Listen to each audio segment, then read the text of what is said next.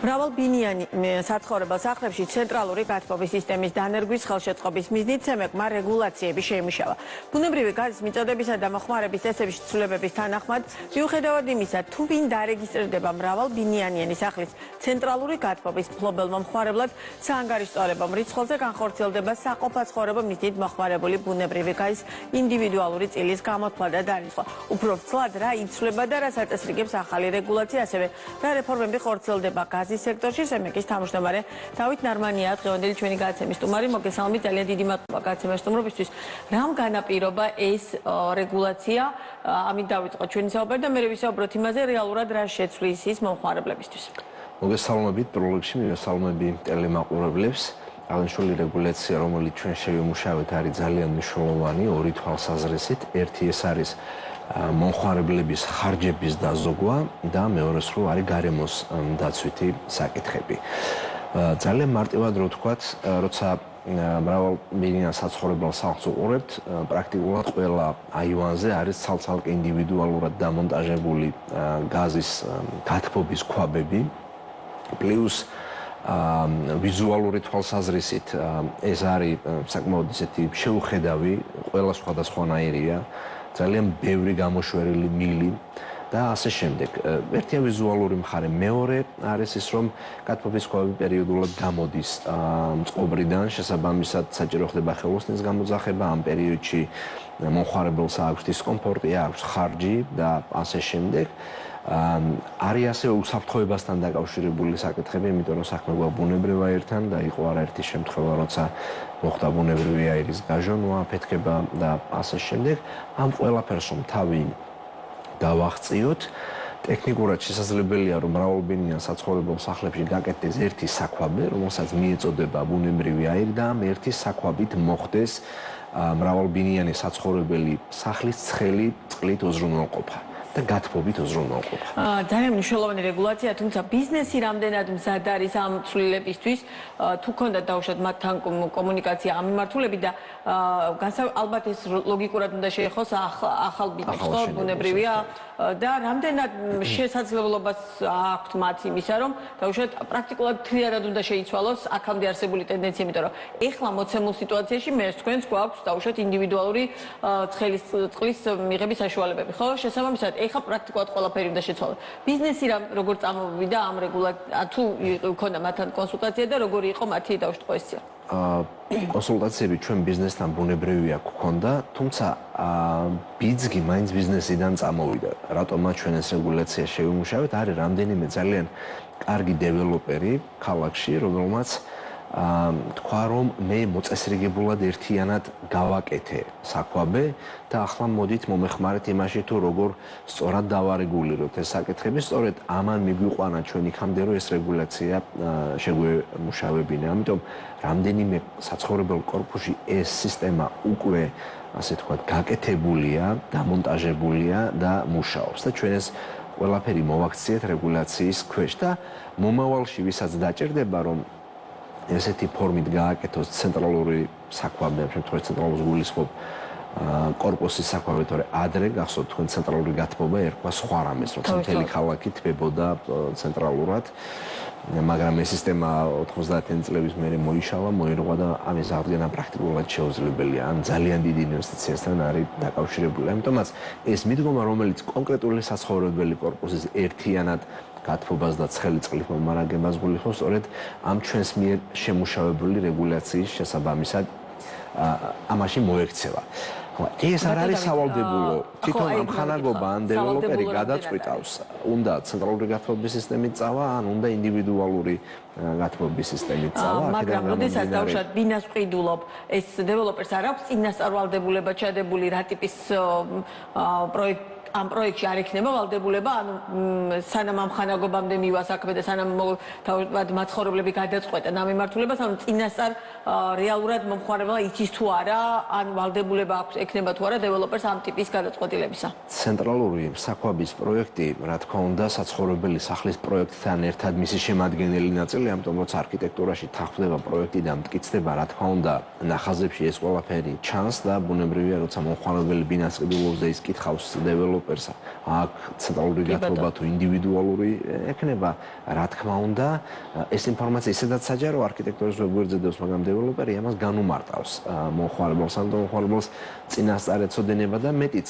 თუ მას უნდა ბინა იყიდოს ისეთ საცხოვრებელ კორპუსში, რომელიც ცენტრალური გათბობით მარაგდება, ის ამას აუცილებლად იკითხავს და ესეთ ბინას მოძებნის. ამიტომ რაღაცნაირი ესე თქვათ კონკურენციაც კი წავა ამ ორი ტიპის რატომ არ არის ეს სავალდებულო? დაკავშირებულია ხარჯებთან ბუნებრივია, მე მომხმარებელს გაცილებით მეტის გადახდა მოუწევს, იმიტომ რომ ამ ტიპის მოწესრიგება ალბათ გარკვეულწილად უფრო დიდ ფინანსებთან შეიძლება იყოს დაკავშირებული.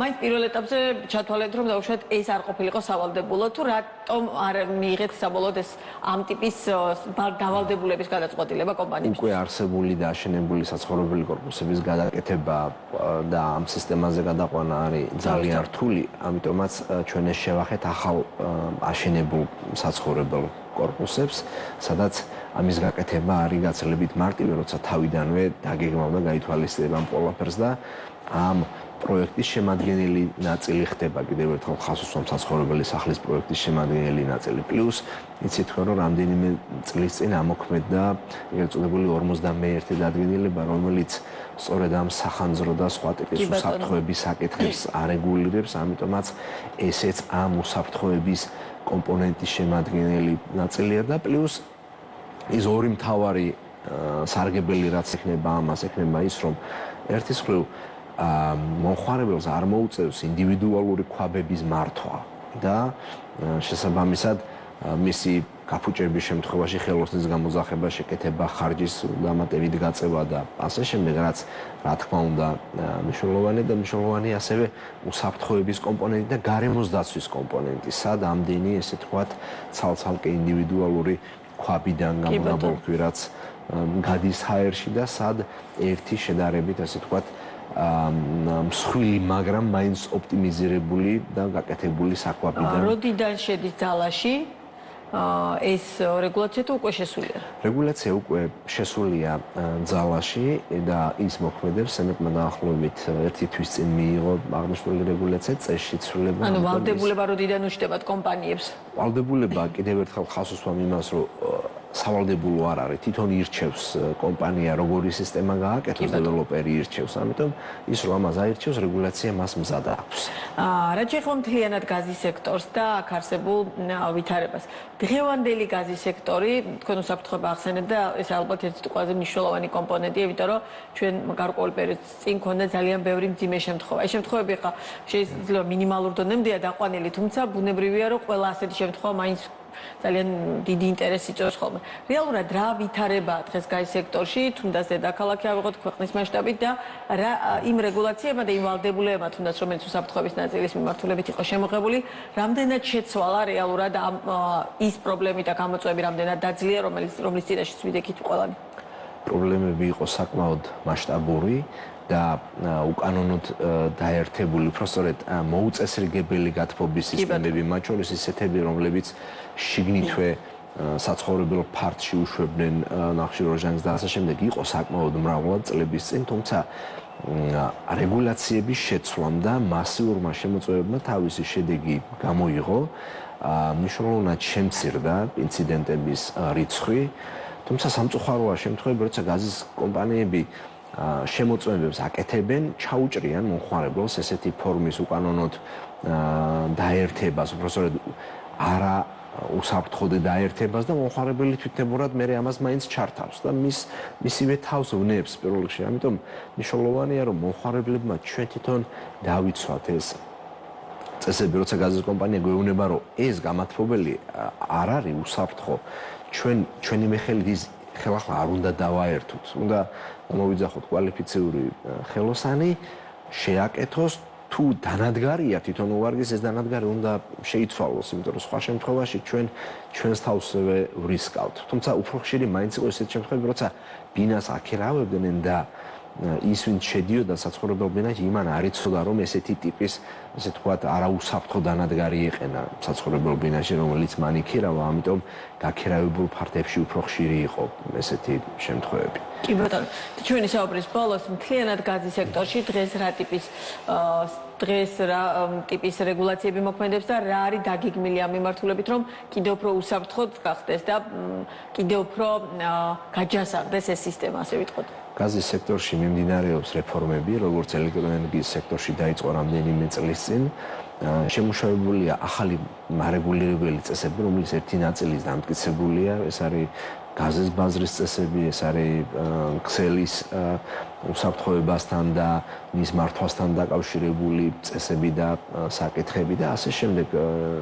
დაახლოებით 7-8 მარეგულირებელი წესი კომისიას უკვე დამტკიცებული აქვს და მიმდინარეობს ეს პროცესი. საბოლოო ჯამში გაზის ბაზარი უნდა გაიხსნას, როგორც ეტაპობრივად გაიხსნება ელექტროენერგიის ბაზარი და მიწოდების და განაწილების საქმიანობის ერთმანეთისგან გამხოლოება უნდა გაკეთდეს. აღნიშნული პროცესიც დაწყებულია, სემექსში წარმოდგენილი აქვს კომპანიებს აღნიშნული გამხოლოებასთან დაკავშირებული დოკუმენტაცია და ჩვენ როდისთვის უნდა ვაბადოთ გამხოლოების ნაწილს?